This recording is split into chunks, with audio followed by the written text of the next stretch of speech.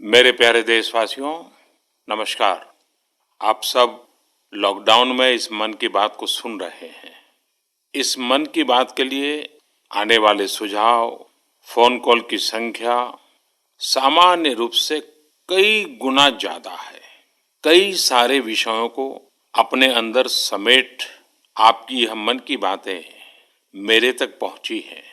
मैंने कोशिश की है कि इनको ज्यादा से ज्यादा पढ़ पाऊं, सुन पाऊं। आपकी बातों से कई ऐसे पहलू जानने को मिले हैं जिन पर इस आपाधापी में ध्यान ही नहीं जाता है।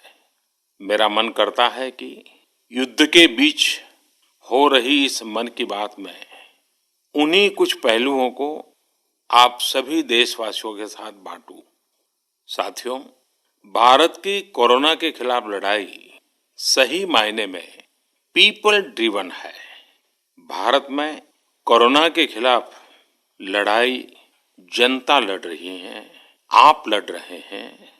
जनता के साथ मिलकर शासन प्रशासन लड़ रहा है। भारत जैसा विशाल देश जो विकास के लिए प्रयत्नशील है, गरीबी से निर्णायक लड़ाई लड़ रहा है। उसके पास कोरोना से लड़ने और जीतने का यही एक तरीका है। और हम भाग्यशाली हैं कि आज पूरा देश का हर नागरिक, जन जन इस लड़ाई का सिपाही है, लड़ाई का नेतृत्व कर रहा है। आप कहीं भी नजर डालिए, आपको एहसास हो जाएगा कि भारत की लड़ाई पीपल ड्रिवन है। जब पूरा विश्व इस महामारी के संकट से जूझ रहा है, भविष्य में जब इसकी चर्चा होगी, उसकी तौर तरीकों की चर्चा होगी, मुझे विश्वास है कि भारत की यह पीपल ड्रिवन लड़ाई, इसकी जरूर चर्चा होगी। पूरे देश में, गली मोहल्लों में, जगह जगह पर आज लोग एक दूसरे की सहायता के लिए आगे आए हैं। गरीबों के लिए खाने से लेकर राशन की व्यवस्था हो, लॉकडाउन का पालन हो, अस्पतालों की व्यवस्था हो, मेडिकल इक्विपमेंट का देश में ही निर्माण हो, आज पूरा देश एक लक्ष्य, एक दिशा, साथ साथ चल रहा है।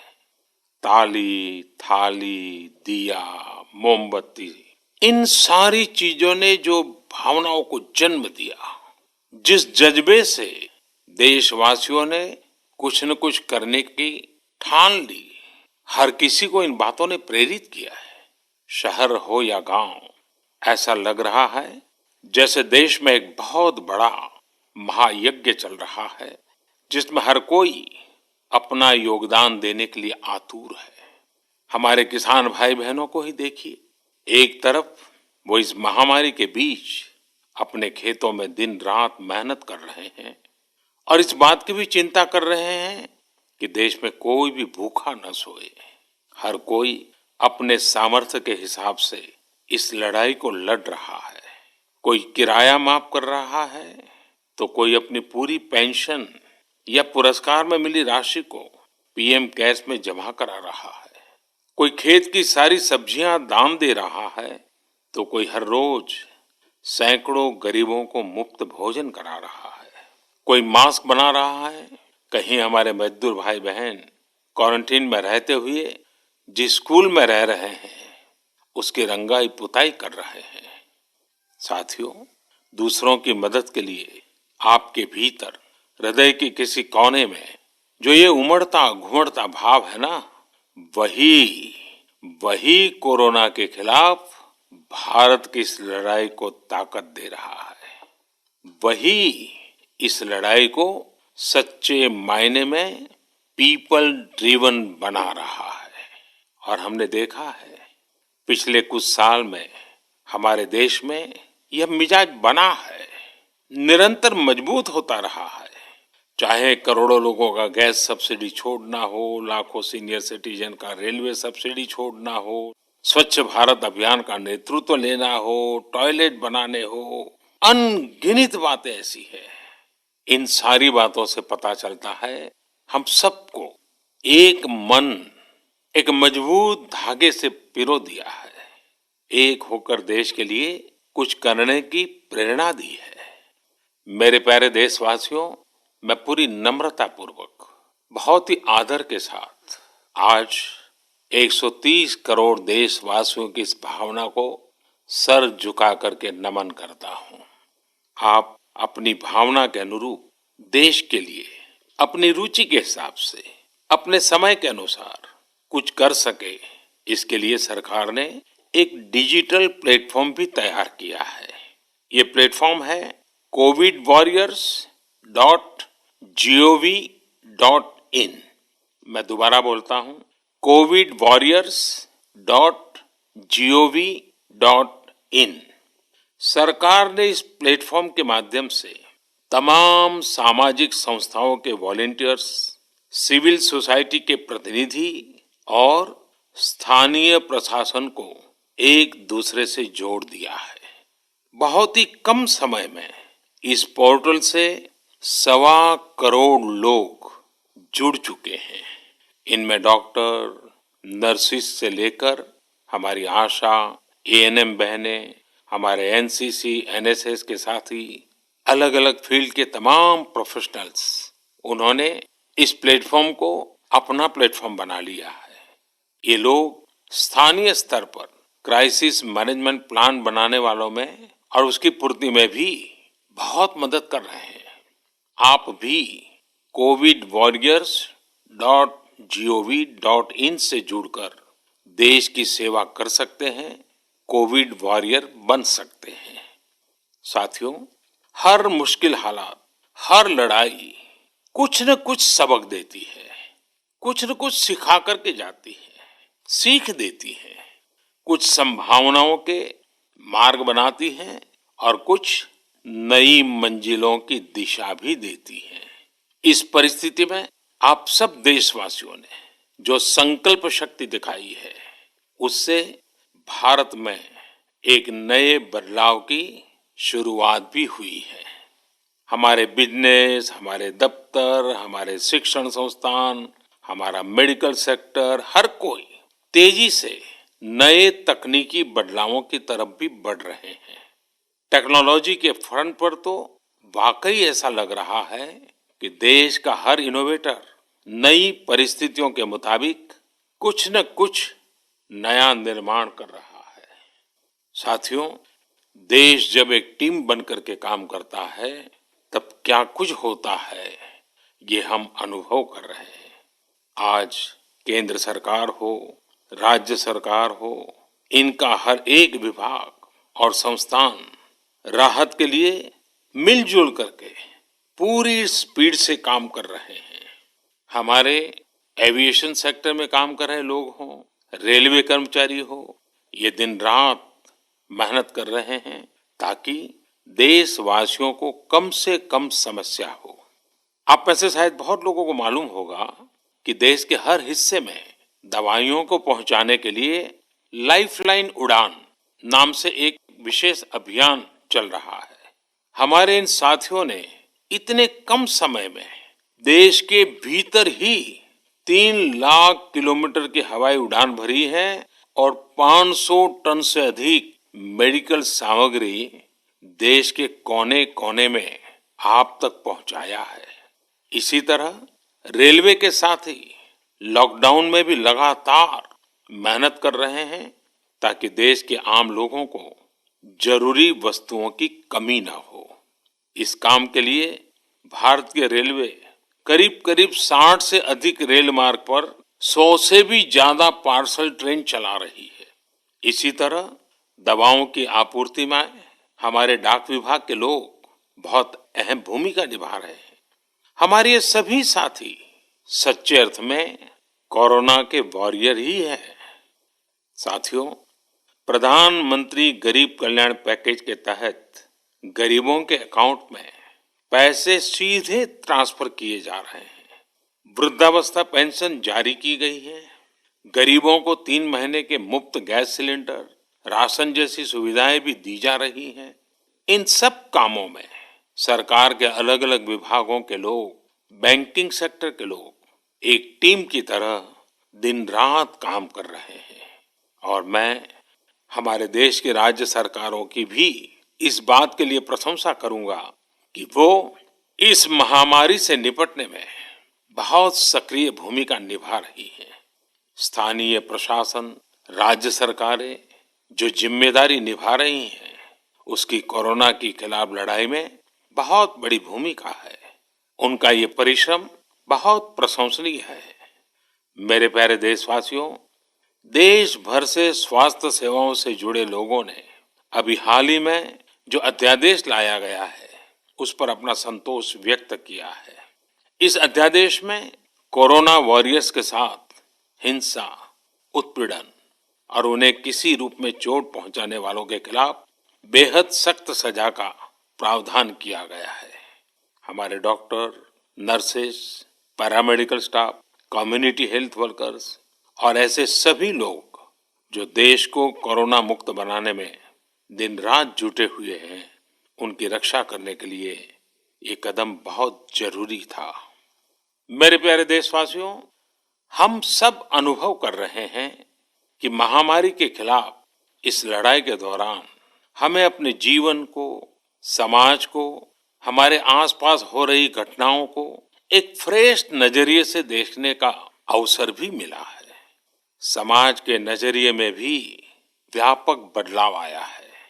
आज अपने जीवन से जुड़े हर व्यक्ति की अहमियत का हमें आभास हो रहा है।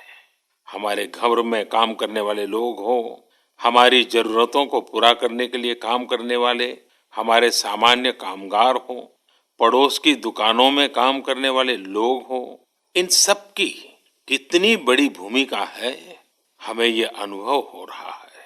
इसी तरह जरूरी सेवाओं की डिलीवरी करने वाले लोग, मंडियों में काम करने वाले हमारे मजदूर भाई बहन, हमारे आस पड़ोस के ऑटो चालक, रिक्शा चालक, आज हम अनुभव कर रहे हैं कि इन सब के बिना हमारा जीवन कितना मुश्किल हो सकता है। आजकल सोशल मीडिया में हम सब लोग लगातार देख रहे हैं कि लॉकडाउन के दौरान लोग अपने इन साथियों को न सिर्फ याद कर रहे हैं, उनकी जरूरतों का ध्यान रख रहे हैं, बल्कि उनके बारे में बहुत सम्मान से लिख भी रहे हैं। आज देश के हर कोने से ऐसी तस्वीरें आ रही हैं कि लोग सफाई कर्मियों पर पुष्प वर्षा कर रहे हैं। पहले उनके काम को संभवतः आप भी कभी नोटिस नहीं करते थे। डॉक्टर हो, सफाई कर्मी हो, अन्य सेवा करने वाले लोग हो, इतना ही नहीं, हमारी पुलिस व्यवस्था को लेकर भी आम लोगों के सोच में काफी बदलाव हुआ है। पहले पुलिस के विषय में सोचते ही नकारात्मकता के सिवाय हमें कुछ नजर नहीं आता था। हमारे पुलिसकर्मी आज गरीबों, जरूरतमंदों को खाना पहुंचा रहे हैं, दवा पहुंचा रहे हैं। जिस तरह से हर मदद के लिए पुलिस सामने आ रही है, इससे पुलिसिंग का मानवीय और संवेदनशील पक्ष हमारे सामने उभर करके आया है। हमारे मन को झकझोर दिया है, हमारे दिल को छू लिया है। एक ऐसा अवसर है जिसमें आम लोग पुलिस से भावात्मक तरीके से जुड़ रहे हैं। हमारे पुलिस कर्मियों ने इसे जनता की सेवा के एक अवसर के रूप में लिया है और मुझे पूरा विश्वास है इन घटनाओं से आने वाले समय में सच्चे अर्थ में बहुत ही सकारात्मक बदलाव आ सकता है और हम सब ने इस सकारात्मकता को कभी भी नकारात्मकता के रंग से रंगना नहीं है। साथियों, हम अक्सर सुनते हैं प्रकृति, विकृति और संस्कृति। इन शब्दों को एक साथ देखें और इसके पीछे के भाव को देखें तो आपको जीवन को समझने का भी एक नया द्वार खुलता हुआ दिखेगा। अगर मानव प्रकृति की चर्चा करें तो ये मेरा है, मैं इसका उपयोग करता हूँ।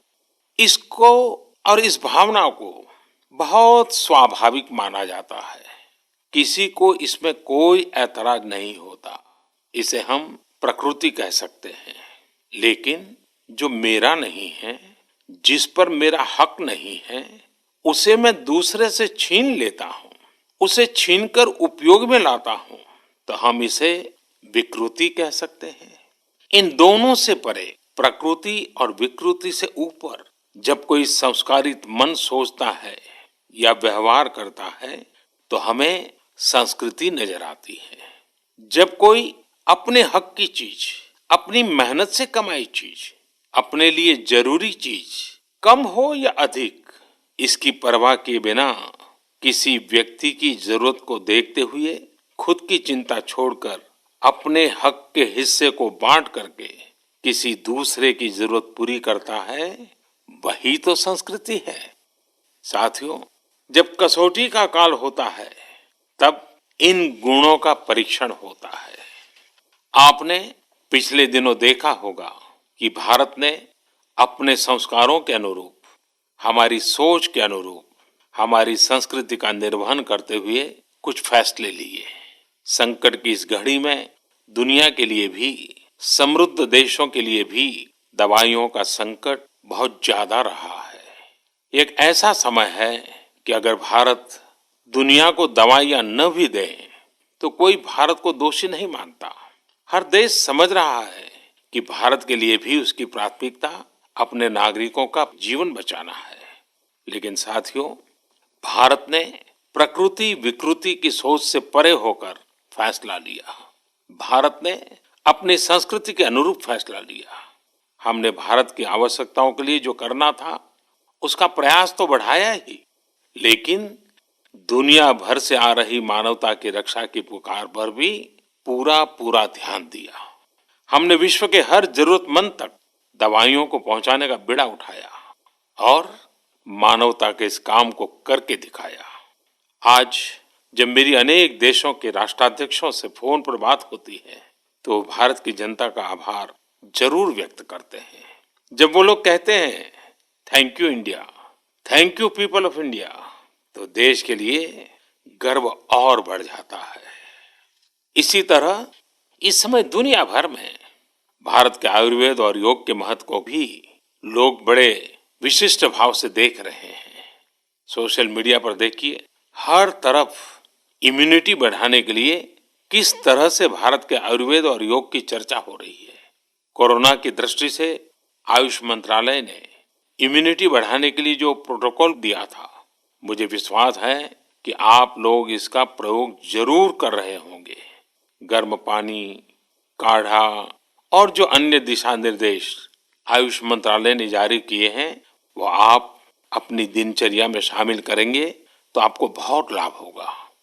साथियों, वैसे ये दुर्भाग्य रहा है कि कई बार हम अपनी ही शक्तियां और समृद्ध परंपराओं को पहचानने से इनकार कर देते हैं। लेकिन जब विश्व का कोई दूसरा देश एविडेंस बेस्ड रिसर्च के आधार पर वही बात करता है, हमारी फॉर्मूला हमें सिखाता है, तो हम उसे हाथों हाथ ले लेते हैं। संभवतः इसके पीछे एक बहुत बड़ा कारण सैकड़ों वर्षों की हमारी गुलामी का कालखंड रहा है। इस वजह से कभी कभी हमें अपनी ही शक्ति पर विश्वास नहीं होता है, हमारा आत्मविश्वास कम नजर आता है। इसलिए हम अपने देश की अच्छी बातों को, हमारे पारंपरिक सिद्धांतों को एविडेंस बेस्ड रिसर्च के आधार पर आगे बढ़ाने के बजाय उसे छोड़ देते हैं, उसे हीन समझने लगते हैं। भारत की युवा पीढ़ी को अब इस चुनौती को स्वीकार करना होगा। जैसे विश्व ने योग को सहज स्वीकार किया है, वैसे ही हजारों वर्षों पुराने हमारे आयुर्वेद के सिद्धांतों को भी विश्व अवश्य स्वीकार करेगा। हाँ, इसके लिए युवा पीढ़ी को संकल्प लेना होगा और दुनिया जिस भाषा में समझती है उस वैज्ञानिक भाषा में हमें समझाना होगा, कुछ करके दिखाना होगा। साथियों, वैसे कोविड-19 के कारण कई सकारात्मक बदलाव हमारे काम करने के तरीके, हमारी जीवन शैली और हमारी आदतों में भी स्वाभाविक रूप से अपनी जगह बना रहे हैं। आपने सबने भी महसूस किया होगा इस संकट ने कैसे अलग अलग विषयों पर हमारी समझ और हमारी चेतना को जागरूक किया है। जो असर हमें अपने आसपास देखने को मिल रहे हैं, इनमें सबसे पहला है मास्क पहनना और अपने चेहरे को ढक कर रखना। कोरोना की वजह से बदलते हुए हालात में मास्क भी हमारे जीवन का हिस्सा बन रहा है। वैसे हमें इसकी भी आदत कभी नहीं रही कि हमारे आसपास के बहुत सारे लोग मास्क में दिखे, लेकिन अब हो यही रहा है। हाँ, इसका ये मतलब नहीं है कि जो मास्क लगाते हैं वे सभी बीमार हैं। और जब मैं मास्क की बात करता हूं तो मुझे एक पुरानी बात याद आती है। आप सबको भी याद होगा, एक जमाना था कि हमारे देश के कई ऐसे इलाके ऐसे होते थे कि वहां अगर कोई नागरिक फल खरीदता हुआ दिखता था तो आस पड़ोस के लोग उसको जरूर पूछते थे, क्या घर में कोई बीमार है? यानी फल मतलब बीमारी में ही खाया जाता है, ऐसी एक धारणा बनी हुई थी। हालांकि समय बदला और ये धारणा भी बदली। वैसे ही मास्क को लेकर भी धारणा अब बदलने वाली ही है। आप देखिएगा, मास्क अब सभ्य समाज का प्रतीक बन जाएगा। अगर बीमारी से खुद को बचना है और दूसरों को भी बचाना है तो आपको मास्क लगाना पड़ेगा। और मेरा तो सिंपल सुझाव रहता है, गमछा मुंह ढकना है। साथियों, हमारे समाज में एक और बड़ी जागरूकता ये आई है कि अब सभी लोग ये समझ रहे हैं कि सार्वजनिक स्थानों पर थूकने के क्या नुकसान हो सकते हैं। यहाँ वहाँ कहीं पर भी थूक देना गलत आदतों का हिस्सा बना हुआ था। ये स्वच्छता और स्वास्थ्य को गंभीर चुनौती भी देता था। वैसे एक तरह से देखें तो हम हमेशा से ही इस समस्या को जानते रहे, लेकिन ये समस्या समाज से समाप्त होने का नाम ही नहीं ले रही थी। अब वो समय आ गया है कि इस बुरी आदत को हमेशा हमेशा के लिए खत्म कर दिया जाए। कहते भी हैं कि बेटर लेट देन नेवर। तो देर भले हो गई हो, लेकिन अब ये थूकने की आदत छोड़ देनी चाहिए। ये बातें जहां बेसिक हाइजीन का स्तर बढ़ाएंगी, वहीं कोरोना संक्रमण को फैलने से रोकने में भी मदद करेगी। मेरे प्यारे देशवासियों, ये सुखद संयोग ही है कि आज जब आपसे मैं मन की बात कर रहा हूं तो अक्षय तृतीया का पवित्र पर्व भी है। साथियों, क्षय का अर्थ होता है विनाश, लेकिन जो कभी नष्ट नहीं हो, जो कभी समाप्त नहीं हो, वो अक्षय है। अपने घरों में हम सब इस पर्व को हर साल मनाते हैं, लेकिन इस साल हमारे लिए इसका विशेष महत्व है।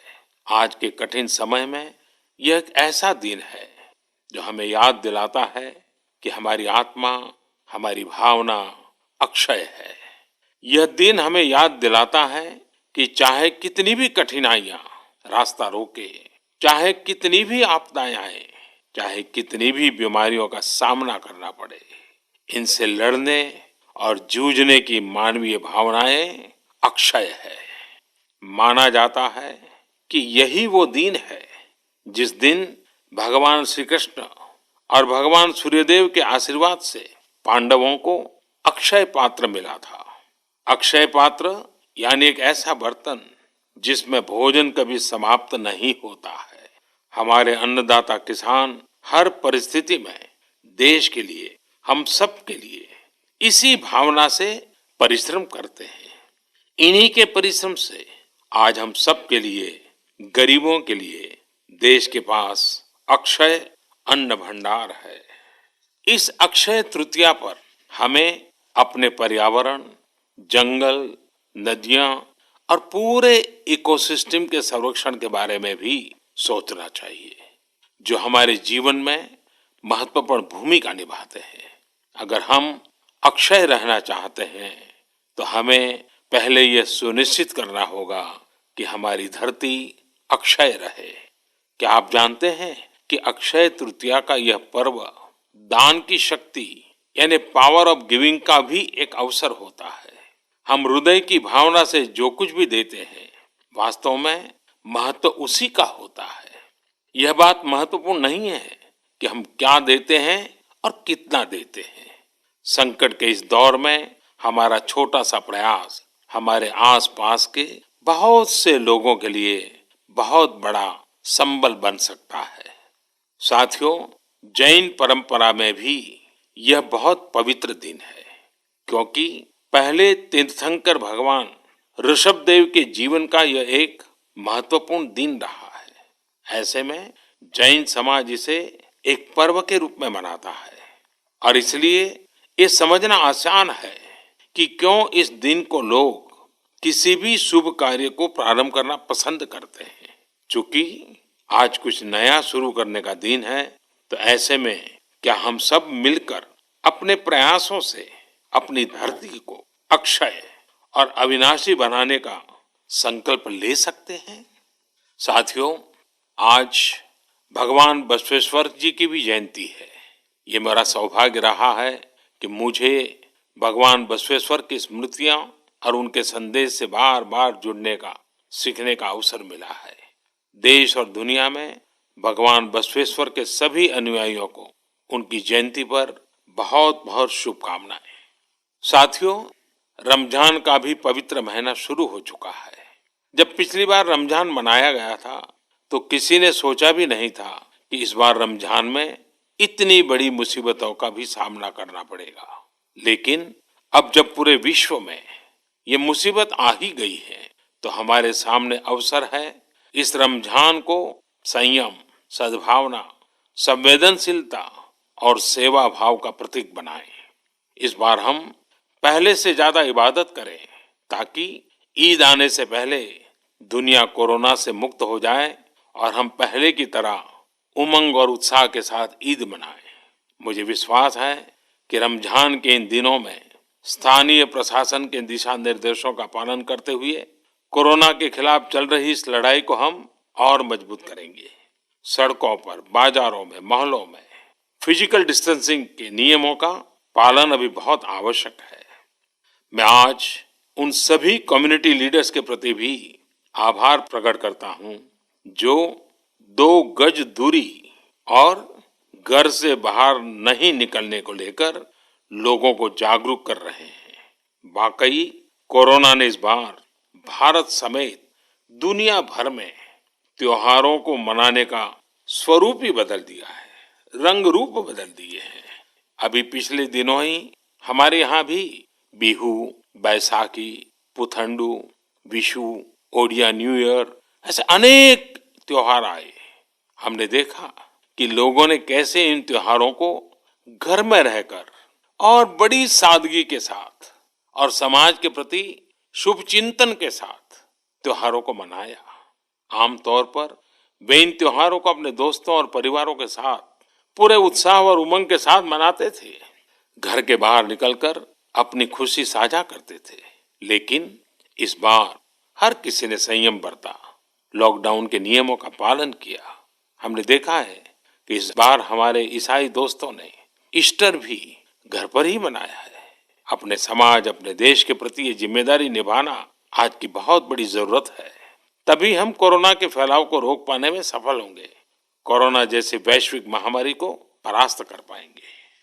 मेरे प्यारे देशवासियों, इस वैश्विक महामारी के संकट के बीच आपके परिवार के एक सदस्य के नाते, और आप सब भी मेरे ही परिवारजन हैं, तब कुछ संकेत करना, कुछ सुझाव देना, ये मेरा दायित्व भी बनता है। मेरे देशवासियों से मैं आपसे आग्रह करूंगा, हम कतई अति आत्मविश्वास में न फंस जाएं। हम ऐसा विचार न पाल लें कि हमारे शहर में, हमारे गांव में, हमारी गली में, हमारे दफ्तर में अभी तक कोरोना पहुंचा नहीं है, इसलिए अब पहुंचने वाला नहीं है। देखिए, ऐसी गलती कभी मत पालना। दुनिया का अनुभव हमें बहुत कुछ कह रहा है और हमारे यहाँ तो बार बार कहा जाता है, सावधानी हटी तो दुर्घटना घटी। याद रखिए, हमारे पूर्वजों ने हमें इन सारे विषयों में बहुत अच्छा मार्गदर्शन किया है। हमारे पूर्वजों ने कहा है, अग्नि ही शेषम ऋण शेषम व्याधि शेषम तथैव च पुनः पुनः प्रवर्धेत तस्मात् शेषम न कार्येत।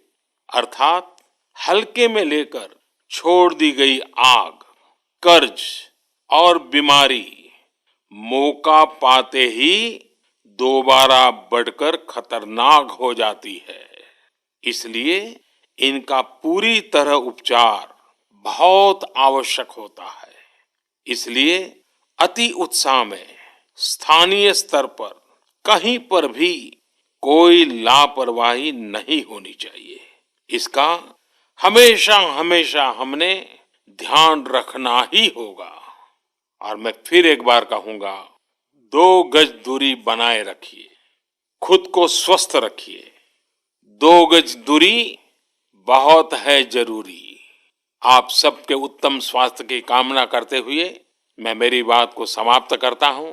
अगली मन की बात के समय जब मिले तब इस वैश्विक महामारी से कुछ मुक्ति की खबरें दुनिया भर से आए, मानव जात इन मुसीबतों से बाहर आए, इसी प्रार्थना के साथ आप सबका बहुत बहुत धन्यवाद।